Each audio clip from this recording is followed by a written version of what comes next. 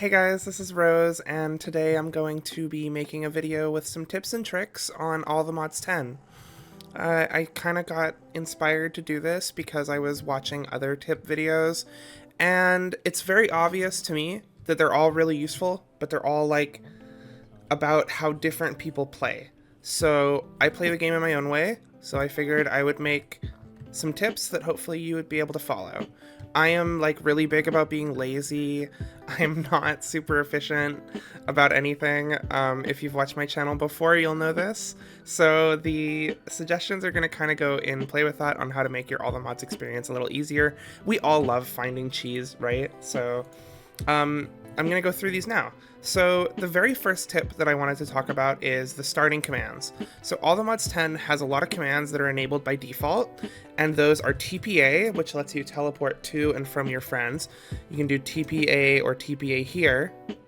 You can set home to set a home that you can then teleport to. You can go back to spawn, and you can also slash back.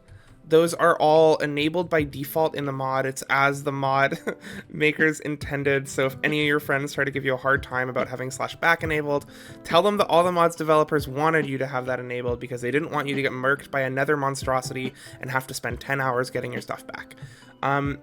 So that is step number one, or like tip number one, I guess. Some starting commands for you to use.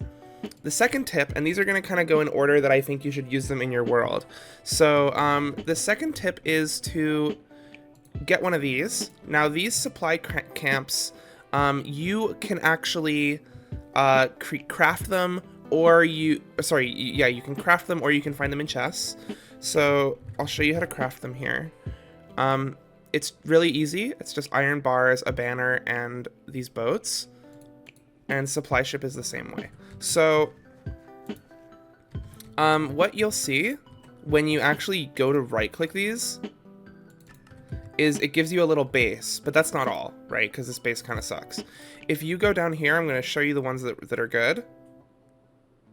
There is this pack called Functional Fantasy that actually creates like a proper base with like an auto smelter and food and stuff for backpacks.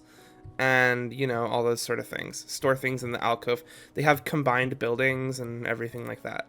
Now, that's the one I used last time, and the boat version for that one, if you make the boat, is like a big Poseidon statue that goes under the water, and it's really cool. However, the one I'm using this time is... Aha! The Crimson Keep is the one I used. So, that's so dumb. This one is the one that I used. It's really good. It comes with a moss generator, but also if you want to do mine colonies in the future, it comes with all these combined builds. Like, see, the house has a guard tower, the warehouse has couriers and stuff. So, although I didn't use this for mine colonies, I think it'd be a really good mine colonies friendly build. So you can see here, I have placed down this mine colonies like building here. And then behind it, my friend has built an amazing base. So, you know, starter base, we originally lived out of this little pagoda thing. So, yeah. Use your mine colony starter base. That's the next tip. So, the one after that is to use the early game, the easy villager iron farms. So, these are super easy. You just do, you know, at easy villagers. And there's these items called... iron farms. It's super easy crafting recipe, and all you do is you shift right click on a villager, and then you're just gonna want to, like in any village, and you're just gonna want to plop them in there, and they'll automatically create iron for you, which is going to be really useful early game. So that's that. The next thing I wanted to talk about is another tip, is just it's really difficult to figure out what is actually like a useful metal. Okay, Duchess. What is a useful metal? So I just want to let you guys know that osmium, which you can find deep in the underground, like in the deep slate layers or lower, in really big veins, and you can mine it with diamond, is really great. Now, it doesn't have the same mining tier as diamond for like a pickaxe, but the sword does as much damage as netherite, and the armor is more protective. If you actually go into the quests here and you look at the basic armor, osmium's right here. You can kind of see the path I took with the armor here. These are two sort of separate ones, but you know. So osmium, use it. That's what I use to defeat the warden and things like that. I just used an enchanted thing like that. Now, the next thing I wanted to talk about, which you might have seen me running around on, is relics. You can see I'm completely kitted out. Relics are everybody's early game in all the mods, right? Like you go to everything and you find like a million feral claws and luck hats and angler hats, but you never find anything like you actually need until way late game. So what they added is this dust, and I'll show you it. It's really easy to craft. It's called in my backpack. It's called Mimi dust. And what it does is you can take any sort of like relic, any duplicates that you have, which you're gonna have tons of, and you can plop as many as you want in the chest. Now, the thing that's important to know is that it'll actually scale its difficulty based on how many items are in the chest. So you can fill it, but it will one-hit you, right? So it only has 71 health, this mimic, and you'll notice if I kill it, I get totally different stuff. And I actually got phantom shadow glaives, which are from the end, you know? So you can get really good relics from this. That's how I got, and the next tip is going to be the really good relics that I think you should use. The ones that kind of saved my life and why they're useful. So just going down the list, the first one that's super useful and why is the onion ring. The onion ring actually has a chance to restore your hunger when you mine a block. So what that looks like in practice is when you're mining with Vein Miner, it'll actually like give you your hunger back. See, like it's draining, but it's draining and it's coming back. So it lets you vein mine like forever, and the more you upgrade it, the more you can vein mine, which is great. The next one that's really useful is the vampiric glove. It just gives you vampirism. I mean, you need it to stay alive. That's what's going to carry you until you have good armor, and even now I get murked unless I hit people. So that one's very good. The bastion ring is very useful as well. It points you towards bastions, which can be very useful for finding the templates for different Aldemodium items. Phantom boots. Now, you need these. Like, these are so OP, it's crazy. I swear, I'm calling it right now, they're going to nerf it in a future update. But it's basically early game creative flight. You can get these as soon as you get the Mimi dust. And as you can see, it's just a little platform underneath you. I have creative flight options, and I like this more. So, you know, it's really good. So the Mimi chest, the Mimi dust is made with echo shards, which you can get from chests in the Deep Dark. So you're going to want to find the Deep Dark as part of like your early game, in my opinion. You can defeat the Warden really easily, and that's how you're going to get your Warden pickaxe to get your Aldemodium and enter that part of the mod pack. So yeah, because of that, this is kind of, I wrote it down as a tip, but I just think it's worth it to find the Deep Dark really early and get echo shards. You can use a waystone and put it there. That's what I did. And even though I was getting killed, I got my echo shards right here. Yeah, okay. So the next thing I wanted to talk about is upgrading your apothic world. So if you've done the quest for the apothic stuff, it'll tell you to press Control T and start off your journey in Haven. Now, if you're anything like me, I did this, and then I totally forgot that I did this, and I was like, wow, my apothic gear sucks. And I did it for like 20 hours. So, you're going to want to make sure you're upgrading this. And how you do that is by pressing Control T and meeting certain requirements. So, as you can see here, you need to equip a rare item and defeat the Wither. Now, I defeated the Ender Dragon. Okay, I'm not a noob, but it hasn't updated here, so. And that's how you upgrade your world, which will change the tier of invader or enemy that enters and things like that. So you're going to want to upgrade that soon as well, because then you can start getting your apothic enchantments. Ideally, like I messed up, you don't want to be making your unobtainium with anything other than, you know, legendary or epic relic material so that you can affix it with better gems.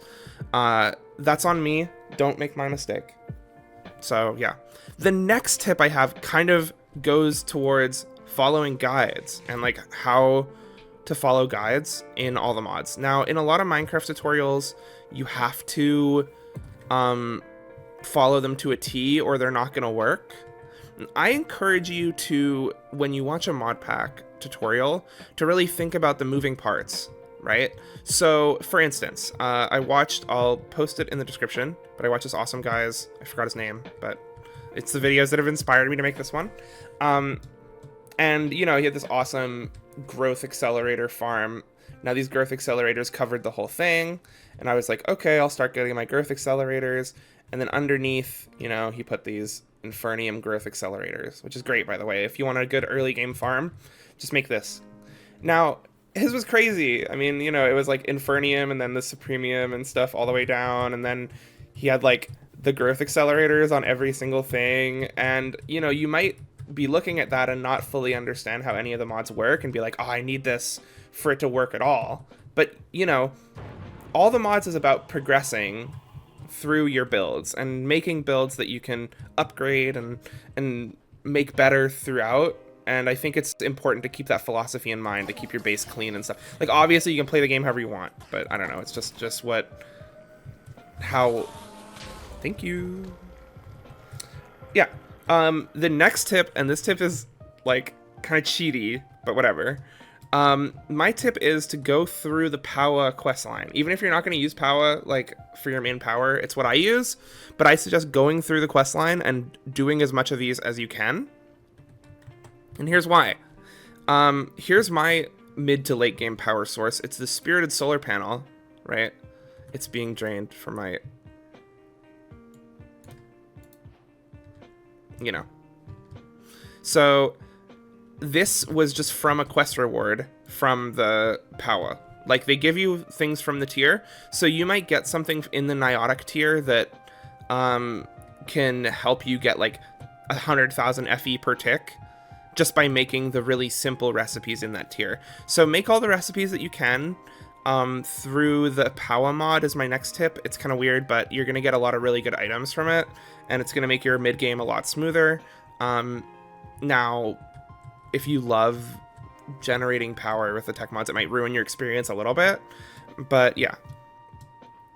So I wanted to end this video off with some early game flight options. My suggestion is this Phantom Boots. However, there are a couple others that are pretty easy to make. So I want to draw your attention to the jetpack. Now, jetpacks are super, super easy to make. They seem daunting, but they're not.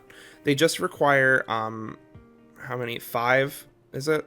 Yeah, 5 batteries from the tier that you make by taking a basic coil and then like the wood or the emerald or the stone or whatever that you're making. No matter what the tier is, it's the same like format. If you're using AE2 crafting, which is like the big terminal that I have over here, you can just craft it all in this. And I mean, if you are wondering about what mod to get into that's really complicated, I highly suggest AE2. It's really handy and it connects a lot of mods together really well. But yeah, so jetpacks are a very good early game power source. You can charge them in the charging station.